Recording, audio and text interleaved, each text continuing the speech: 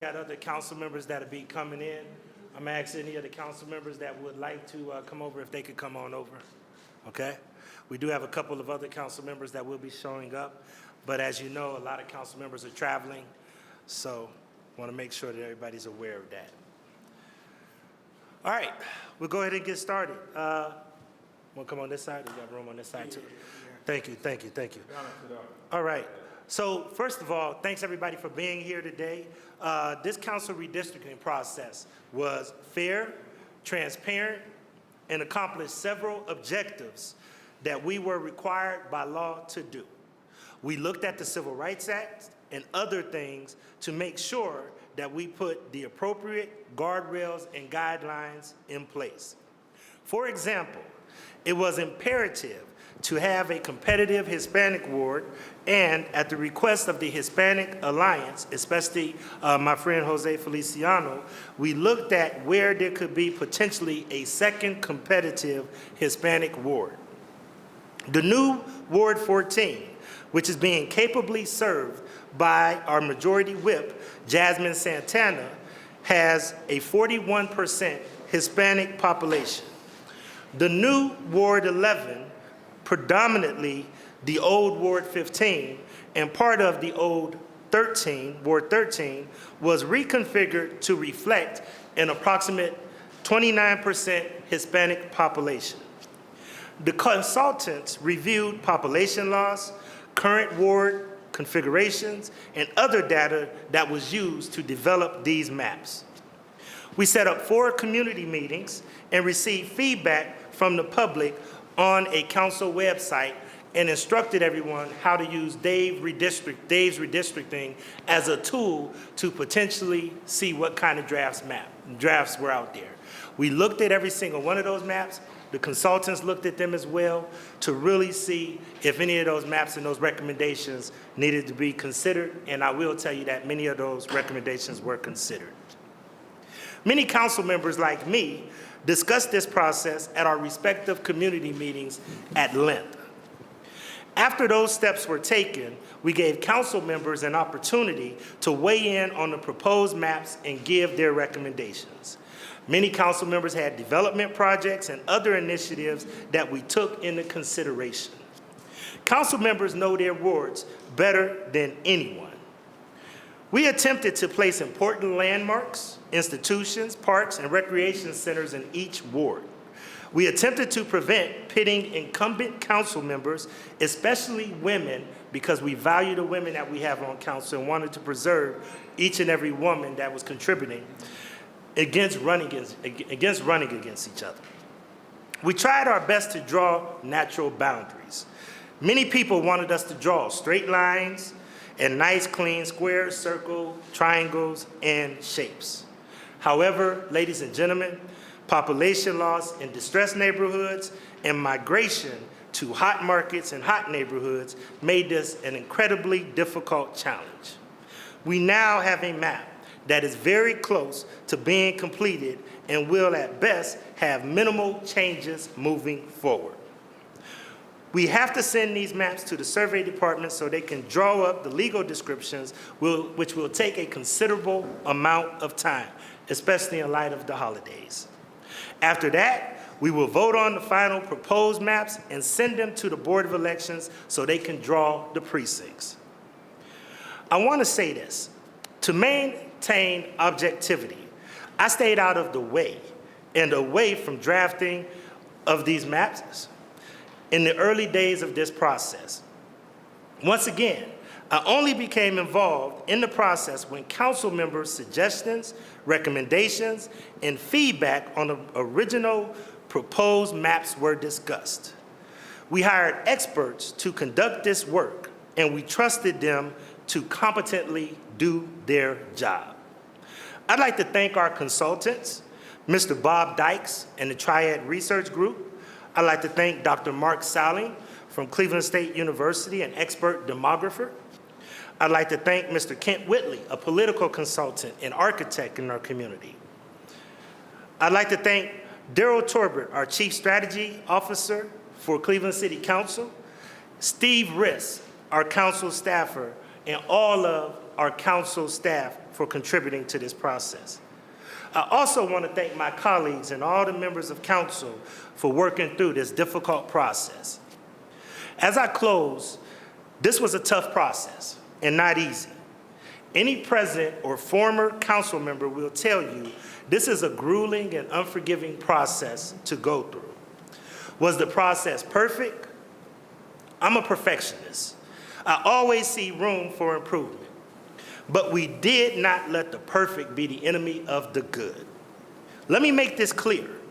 The residents mandated this when they supported a charter change in 2008 to tie council size to census results.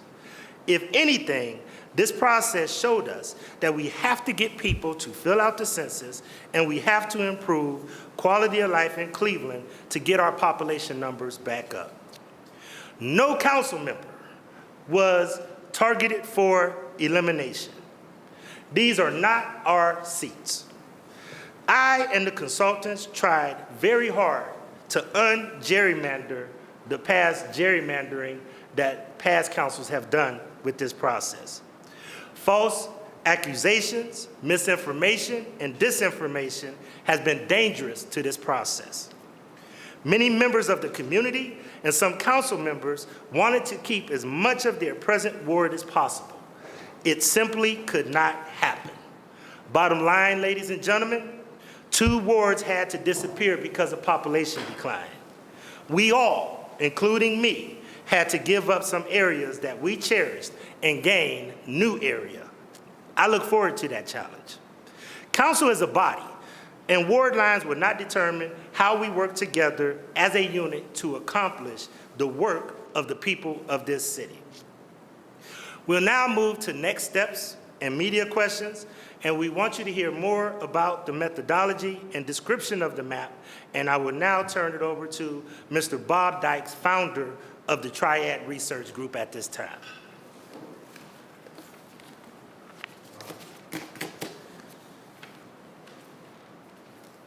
Good afternoon. Good afternoon. I'm Bob Dykes from Triad Research. My role this afternoon is to give you some context and background for this process. And if we look at it, we actually see that the process of drawing districts goes back to the founding of our country and the writing of the Constitution. Our Constitution is unique in many ways, and one of the ways is that it mandates that Congress take a census of the population every 10 years. And so it is done ever since then. And it's the data that we get from this census that was used originally to apportion the Congress and has been the foundational data for any redistricting that's taken place since then. One of the things that's been true over most of our life as a country is that no one paid any attention to the disparity between districts in terms of the population. That was true throughout the 19th century and well into the 20th century. It was only in 1964 that the Supreme Court issued a ruling that's come to known as one person, one vote, that limited the disparity in the population of districts. And that's been true ever since then. And so there were lawsuits that were brought that forced people to redraw the districts. This happened in Cleveland. In the 1960s, when Carl Stokes was the mayor, a lawsuit was brought that the wards in Cleveland had too wide a population range. And if you look at the maps of the wards back then, you'll see that some were very tiny and some were quite large. And so the lawsuit was successful, and the city council had to redraw the wards at that time. And it's been that way ever since. And now, of course, as the council president alluded to, there was a charter change that tied the number of wards to the population of the city. I want to make a couple of other comments. One is that in drawing these wards, one of the things we had to pay attention to was the shape of the city. Cleveland has a very unique shape. If you compare the shape of Cleveland to, say, some of the major suburbs like Lakewood or Euclid or North Olmsted, you can see that those are roughly rectangular blobs, whereas Cleveland is not. Cleveland has, if you will, 4 protrusions or fingers, one in Collinwood, one in Harvard Lee, one in Old Brooklyn, and one on the far west side by the airport. So it is very difficult more difficult to draw districts in an irregular area like Cleveland than it is in a place like Lakewood. So one of the things you have to do when you pay attention to that is you need to start in the corners. If you start in the center, then you can find yourself, when you reach a corner, not having enough population or having too much population for a ward. So when in our process, we followed that procedure of starting in the corners and moving toward the center. The consequence of this is that the change in the corners is generally a little less than the change in the center, and there's no real way to avoid that. And that's particularly true in this case, where we had to reduce the number of wards by 2. So I just wanted to bring that particular point to your attention. But finally, I'll conclude by saying that it's been my pleasure to work with the council in previous redistricting attempts, and I would say that this attempt at this time, this plan we've come to, was the most open and inclusive of all the processes that I've had the pleasure of working on. With that, I'll turn the meeting over to Dr. Mark Sallin.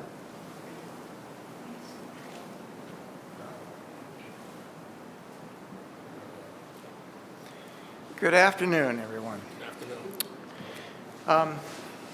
So I want to start off by talking about some general principles of redistricting. That includes the fact that we have to have equal population, as Mr. Dykes mentioned, 1 person, 1 vote. In the case of local redistricting, you have to be within plus or minus 5% of the average ward population. So that was a constraint that was hard set that we couldn't possibly violate, okay? That was one constraint. And we had to use the census data. Some people in the community at some of our community meetings suggested, and also on submissions to the council website, suggested that we use more up-to-date data. But all the courts have ruled that you must use a Census Bureau data, the decennial census. It also is the data that is most accurate and complete, especially for small areas known as census blocks that can be used to accumulate areas known for districts and wards. So we are bound to use the 2020 census, and that's what we did. So we also, of course, adhere to the Voting Rights Act, which, again, I'll mention the Hispanic community was arguing for some influence there, and so we respected their opinion about that, and that is part of the Voting Rights Act. They also can't be split up into little islands of the same ward, so that's spatial contiguity. And the issue of compactness, a lot of people think that compactness is really important for drawing districts or wards, and really it has no value in itself being compact, I would argue, but it is an indication of whether or not some reason why you have to look at why something isn't compact. Maybe there's a spur that comes out from a neighborhood or area, and you can question why isn't it more compact. So compactness is an indicator that some other factors were involved in drawing that district. That's really what it's all about. And then there's communities of interest. In our case, we're thinking about neighborhoods. We had a lot of feedback about wanting to preserve neighborhoods in Cleveland. And on that subject, I want to jump to the next slide and mention the fact that neighborhoods are very diverse. That is to say, there are many of them. Who can define neighborhoods? City of Cleveland has what are known as statistical planning areas. Those are referred to as neighborhoods. There are also CDC service areas that the city also recognizes and helps fund. And those are not necessarily compact. So there are those kinds of things. And they change continuously. Neighborhoods are not stable. They're very dynamic. And so if we come up with a plan now that adheres to one particular neighborhood or a set of neighborhoods, who's to say that those neighborhoods won't change in the next 5 years or 10 years or whatever? So but we do recognize the importance of neighborhoods. No ward plan could completely adhere to the diversity of wards that people think about when they think about the diversity of Cleveland. Nevertheless, we tried to maintain as much as we could adherence to the idea of wards. Council people themselves reflected what they thought their wards were in their area and in their wards, and we took that into consideration.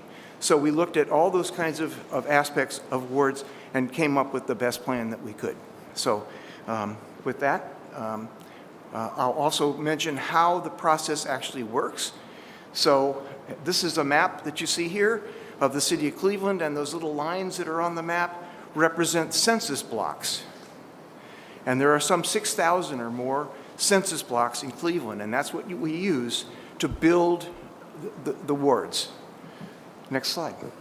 So when we zoom in to a portion of the city of Cleveland, you can see the boundaries of these blocks, and the population numbers are in those blocks. So you can see that each block has a population associated with it, and the process then is, the next slide, to use software to start adding blocks together that are contiguous until you reach a population that's within plus or minus 5% of the average population of a ward, and then go on to another ward, and then to another ward, building that population number, and then you have to make adjustments because you realize that, okay, now we have to add some population to this ward, take some away from this ward, et cetera, and there's a constant dynamic process of adjusting and readjusting those ward boundaries with census blocks and the populations within them.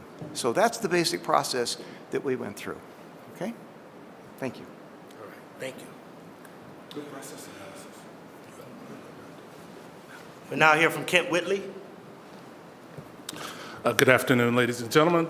We had 3 incredible meetings out in the city of Cleveland, and I just want to reiterate that the council president is the first council president to ever involve the citizens and come to the citizens with redistricting questions and answers. The meetings were attended highly by the council members you see here. They went to the east side, the ones from the west side, went to the east side, the ones from the east side, went to the west side, and of course, they all met at downtown Cleveland at our meeting. We had some tough questions and answers that we incorporated into some of these maps.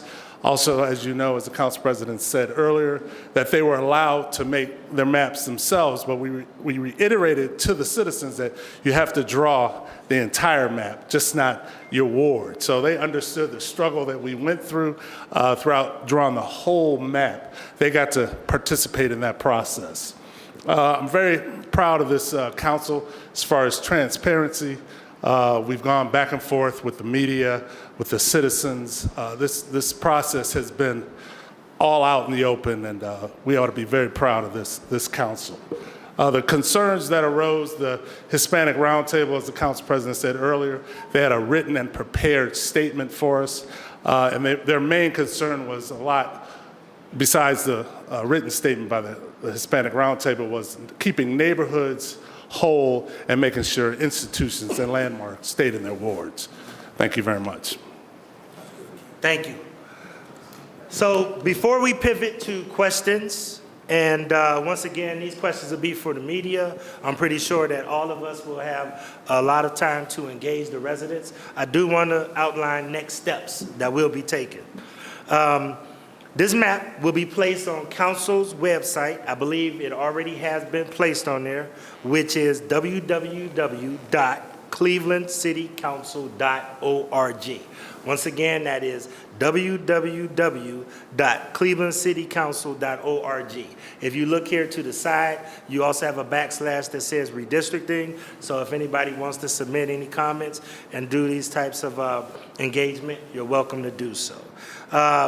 We will collect public feedback through a dedicated phone number, 216-714-3006, or you can give comment via online public comment at www.clevelandcitycouncil.org or by email at maps@clevelandcitycouncil.org.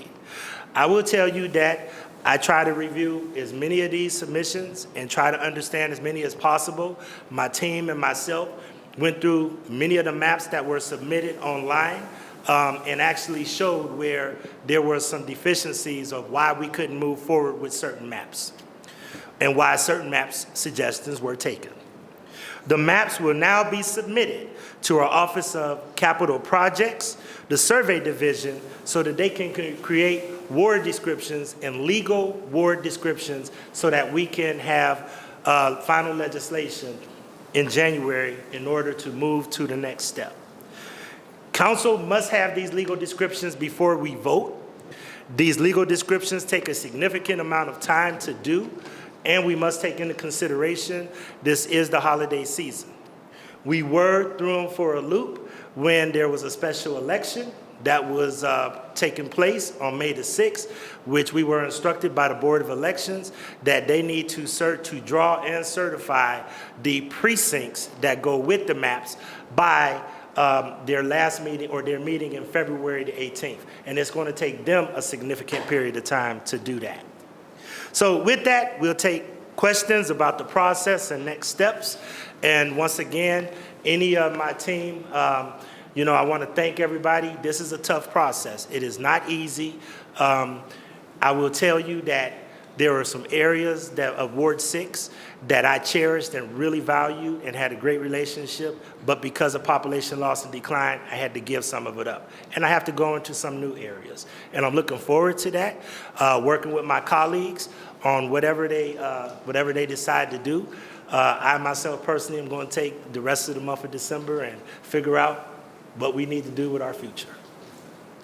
So, questions from the observer. Please say your name so that we can become familiar with you. I may know you, but everybody may not. I'm Calvin from the Cleveland Observer, and this is about process. When you actually found out that you had the fingers, as you called them, what was the process after that? Did you progress the fingers down to a square and then divide up the squares? Or what happened after? Did you just take one finger and go across the board? Mr. Sally, did you want to? If you could come over here by the microphone. Thank you. So as Mr. Dykes mentioned, the process is best done starting in the corners and working towards the middle. And as you build a ward and it meets the population requirements, then you move to the next place. So you are adding census blocks. They're not nice squares. As you saw on the map that I had up there, they're based on streets mostly, rail lines, maybe some water lines, delineate the boundaries of blocks. Most of them are rectangular in an urban area like Cleveland, but not all of them are. So you keep adding blocks until you get another ward population, and you keep going. When you get to the middle, you realize I have too much population or not enough population to build another ward over here or whatever. So then you back up and you start adjusting the population by moving blocks from one ward to the next ward. And then you realize that affects the ward adjacent to it, right? So it's a domino effect that you have to constantly be working on to come up with a balanced population-wise plan. And then you look at the other considerations about the neighborhoods and about the issues of the Voting Rights Act. And you also want to try to use main streets because people think about main streets as being good dividing lines, maybe some natural boundaries. We have only one ward in this plan that crosses the Cuyahoga River, for example. So we tried to look at those kinds of features in order to come up with wards which are as sort of compact, but in some cases we couldn't maintain the compactness in order to achieve other things that needed to be done. But we recognize that the public looks at these things and wants to see a concise sort of plan for a ward plan, and I think we've achieved that. Thank you. Abby Marshall, Idea Stream Public Media. I was curious if you have this public already or if you'll make it public, the population breakdowns in each ward. I know it was about 25,000 plus or minus, I think, a 5% margin of error, but I was hoping, I know there was discussion about population density on the west side versus geographic on the east side, so I was just hoping to get some more information on that. We do have the old population numbers for the wards, and we do have the proposed populations for the recommended. I will tell you that in looking at those, a lot of the population loss was on the southeast and northeast side of town. a lot of the population that was very dense was on a lot of the west side part of town. So we had to look at those things and take those things into consideration too. I will tell you that one of the things we did not mention, and I'm going to look at Dr. Saling, I think that the average number that we were trying to get to was about 24,800, which means that the 5% that we could go over was 26,084. The population that we had to stay under was 23,000. Had to be over 23,600. Over 23,600. So the lowest we could go per ward is 23,600 or so. The highest we could go is 26,084, which means that areas like mine, and not mine because they're not our wards, but areas in the areas that I serve are right at that precipice where we're right at that 23,000 plus. I think right now I'm only 46 over, or even less than that, where other wards have approximately 26,000 because they have such high density in their areas, or mainly on the west side areas. Kelly. And I believe we got, I'm trying to follow instructions. I believe we got about 3 more questions, but yes, ma'am. Sorry to interrupt you. Kelly Kennedy, 19 News. I see you're still allowing for public comment on this proposed map. I know the timeline for getting this done is pretty tight, but does that mean that this map could still see some major changes depending on community input?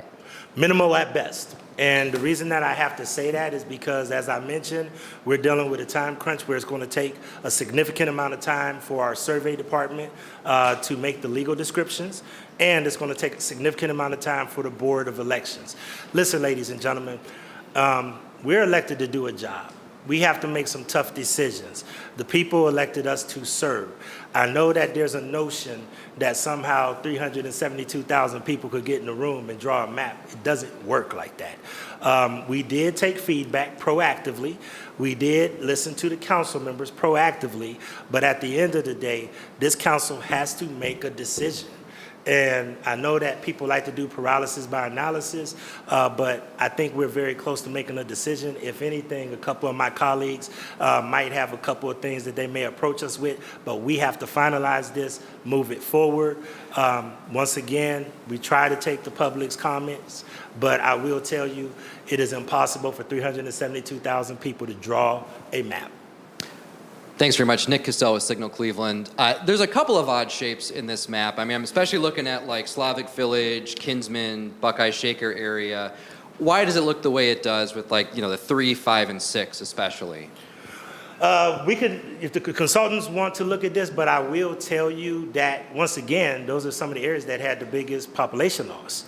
The areas that we all serve had a tremendous amount of population loss in the northeast and southeast part of town. So many of the east side wards, we had to find a way to stretch them further west and further north, where many of the west side wards, we tried to push north and south in order to accommodate most of what we needed to do.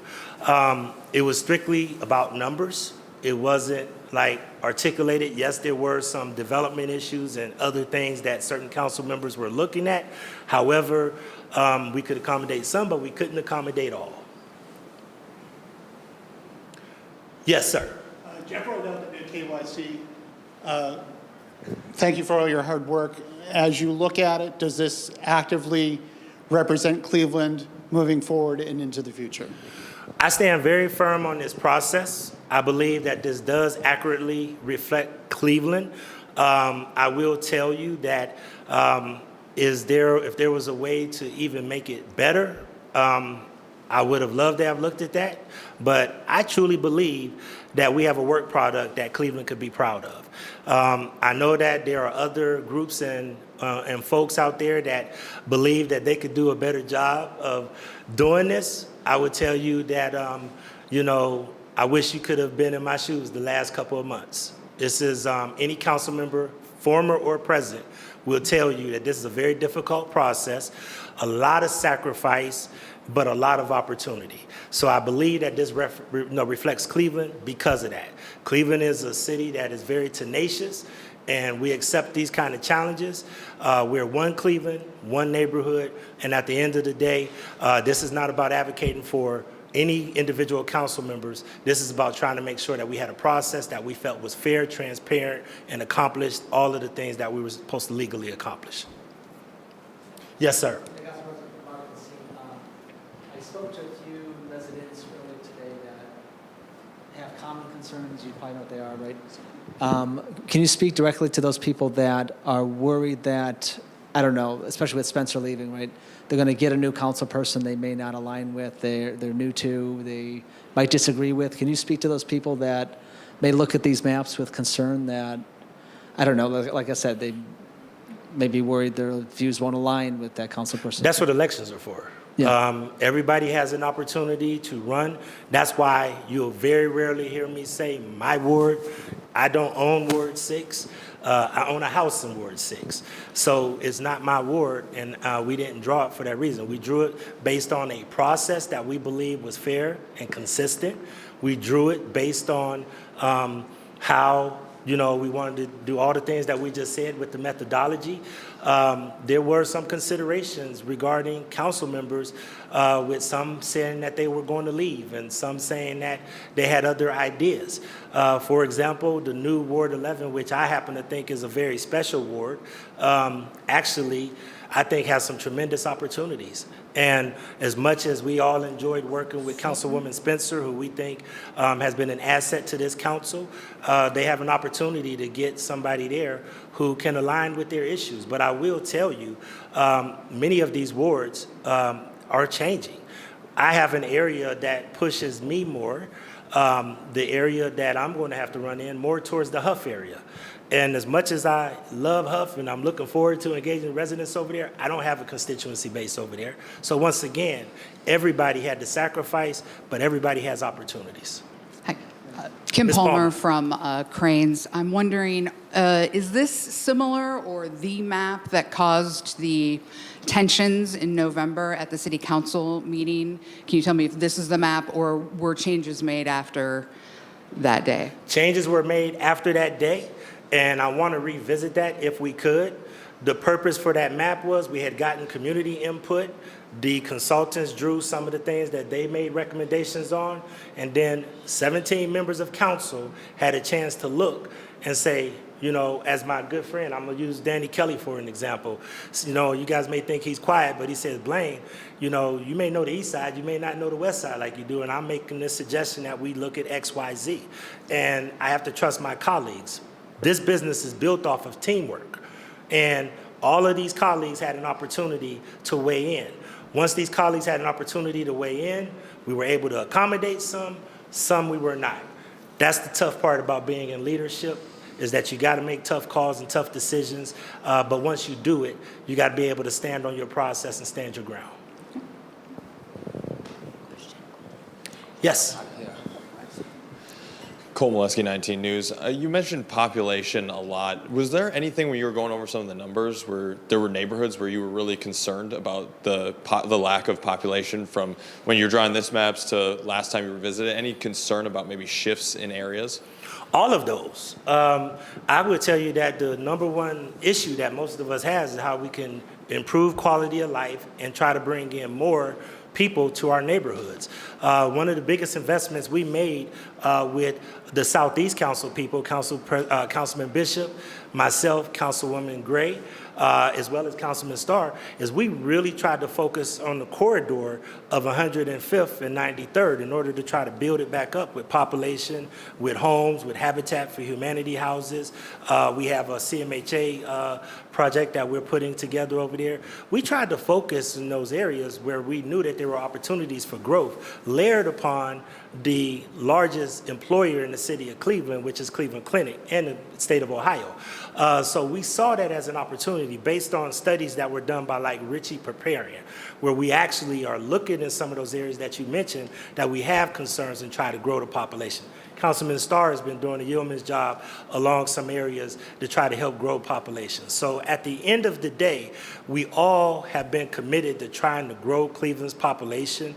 So we were all concerned, especially with the southeast and northeast part of town. I will tell you that there were concerns that we would potentially lose even more wards because the population was just so challenging.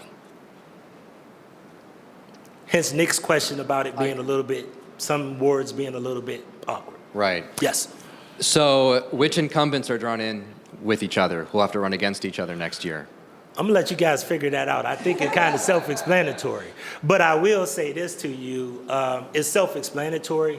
That wasn't the design of this.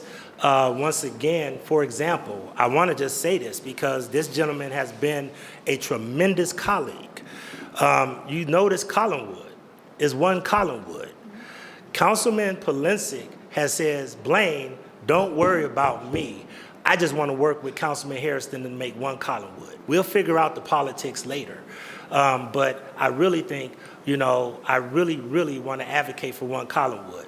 I had him and Mr. Harrison because as much as I like to think that I know Collinwood, my mother lives in Collinwood, I don't know Collinwood like those two gentlemen. So they sat down and they had conversations. And the one thing that they both have said that they have committed to is that they would have a non-toxic race, that if they did have to run against each other, that it would be a gentleman's match. And I'm going to hold both of them accountable for that if that's the case. I will tell you that a couple of the other wards, and I don't want to drop any names, but you heard at the council meeting, one council person said that they didn't feel like it was a clean line to draw them east. We took their consideration. They're now back on the east side. And at the end of the day, those are the things that we took into consideration. But it's pretty self-explanatory. Anybody could look and see based on where the houses are, where there will potentially be some races. And I want to state this, that it will potentially, there are people that potentially may run against all of us. Once again, these are not our seats. We don't own these seats. I just want to make sure that I defend the process. I got one more question and then we're going to wrap up and then I will make myself available if anybody has any further questions one-on-one. Any more questions? All right, ladies and gentlemen, all that we ask is that we get fair and honest reporting. I really regret that a lot of misinformation and disinformation has been put out there. The members of this body really worked hard through this process, and I want to commend the consultants. I think we got a product that Cleveland could be proud of. Thanks, everybody. Enjoy yourself. I'll make myself available.